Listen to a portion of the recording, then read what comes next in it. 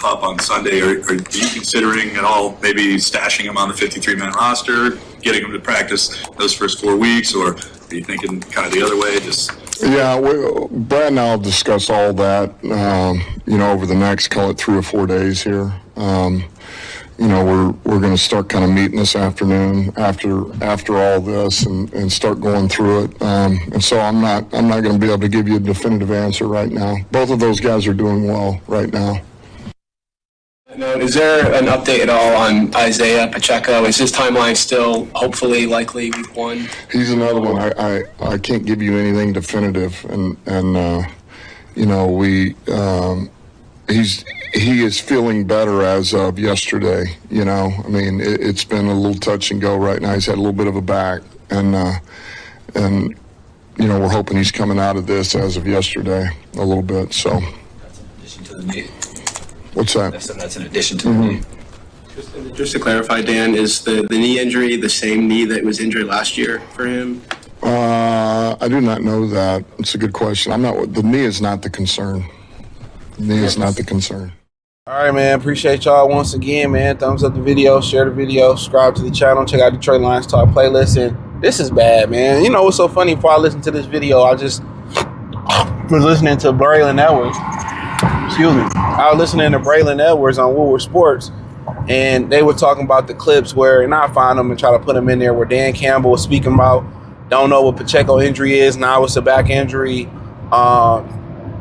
They were he spoke on Kirby Joseph and Brian Branch, which, really wasn't no good news on Kirby Joseph.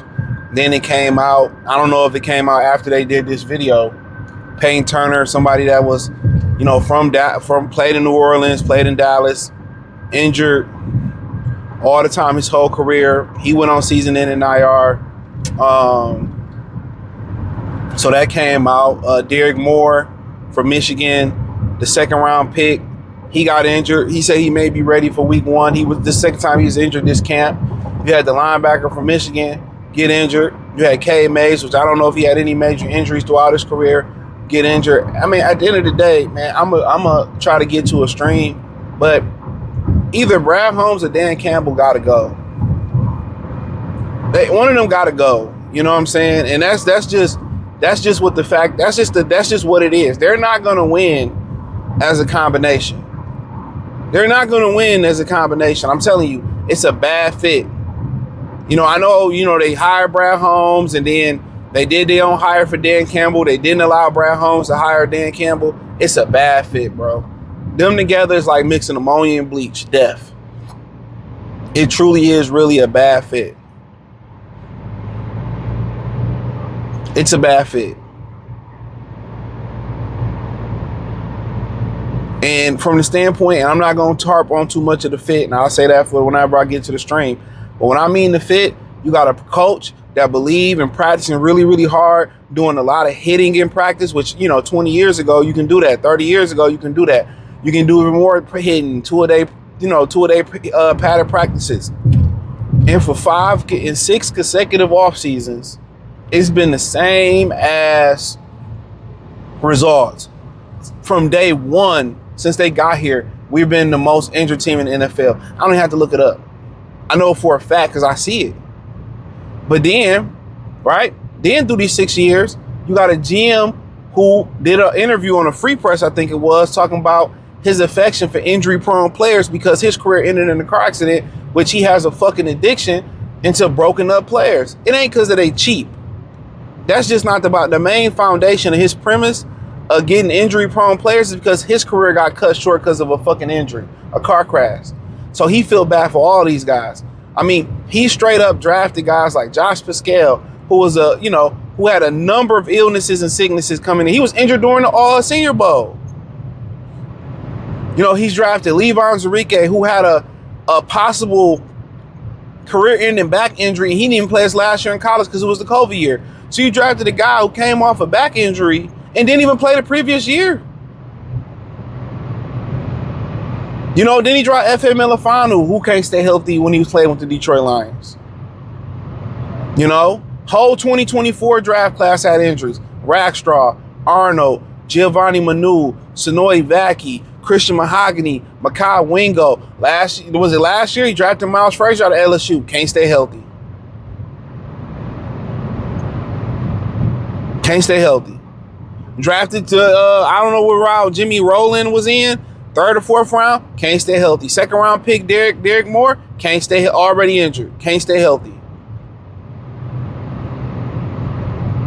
You can't make this up. You know, Marcus Davenport can't stay healthy. Gone.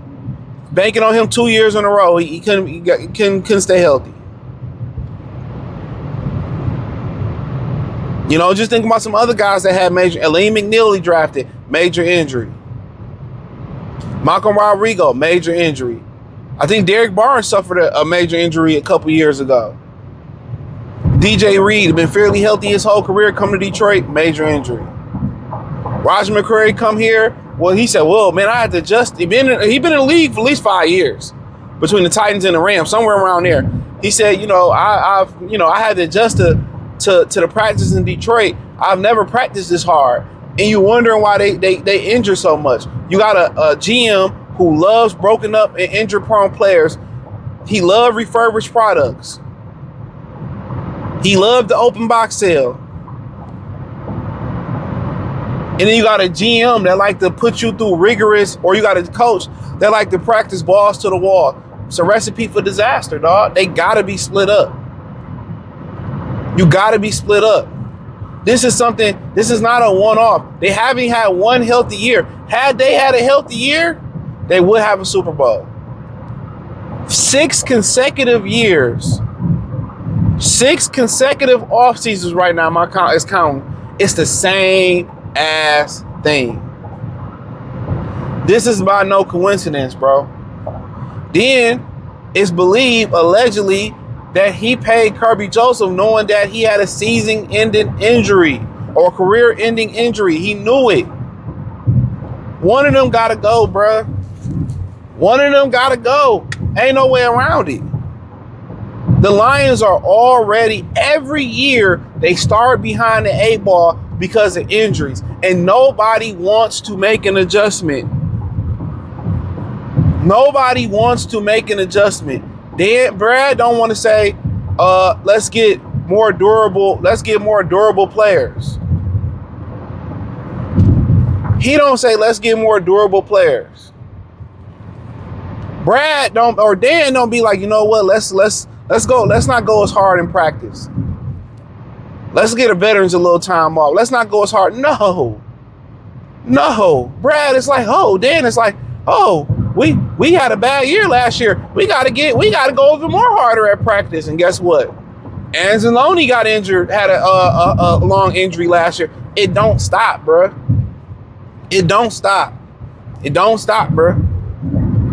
Don't stop.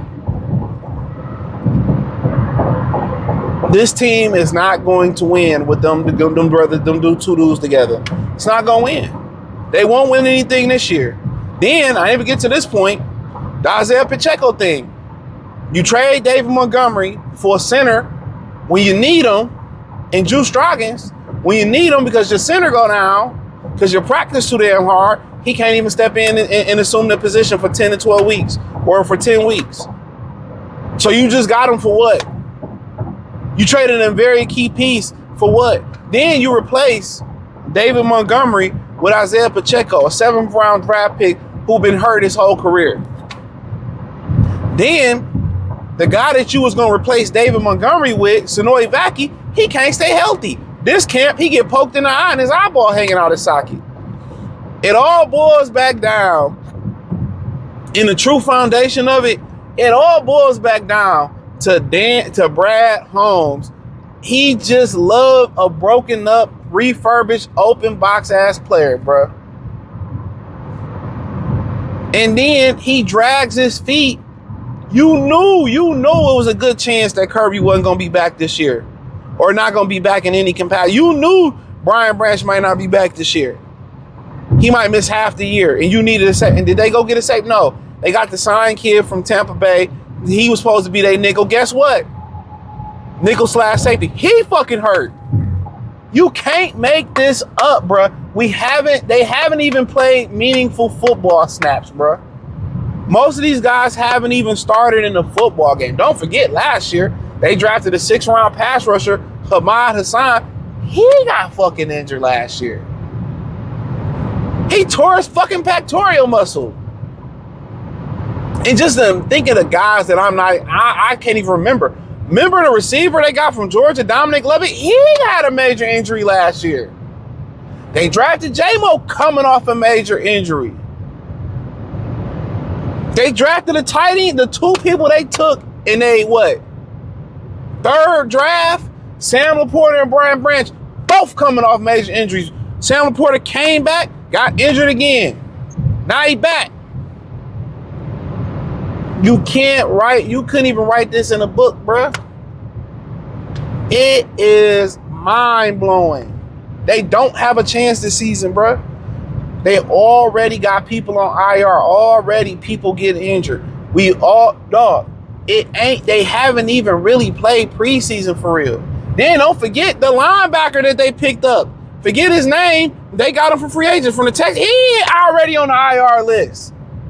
DJ Wonnum not too long ago came off a major injury. This is insane. I don't even know if I had to get rid of one of them. I don't even know which one I would really want to get rid of. I mean, you can make a good case for both of them, bro. You can make a good case for both of them, bro. They both might need to go, man. They both might need to go. Sorry, man. Sorry. Because regardless of you think you close as a Detroit line, you're not. You as far as you was with Matt Patricia, Quinn Trisha, Luan and Mayhew and Luan. You as far as what it may look like you closer. It's a fucking mirage. It's a lake. It's a big old, a tap drinking lake in the middle of the Sahara Desert. It ain't there. It ain't there. And they just selling you another dream, bruh. So when you talking about make that Rasheed Wallace type of play or, go get Max, it's the same ass ownership, bruh. It's like going to the restaurant. We got new management. Same owner, bruh. Same customer service. Same dirty ass Tyson chicken wings they serving, man. It's the same ass shit, man. But hey, man, hit the link in the description. Find me on X, Facebook, Kick, Twitch, Instagram, Spotify, Anchor. Everything's in the link in the description. You can find me everywhere there. Peace.